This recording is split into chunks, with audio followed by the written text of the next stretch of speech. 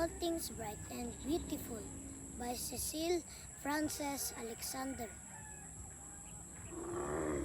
All things bright and beautiful, all creations great and small, all things wise and wonderful, it was God that made them all.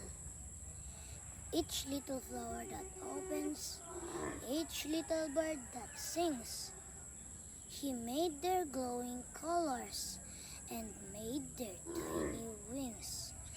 The purple-headed mountains, the rivers running by, the sunset and the morning that brightens up the sky, the cold wind in the winter, the pleasant summer sun, the ripe fruit in the garden.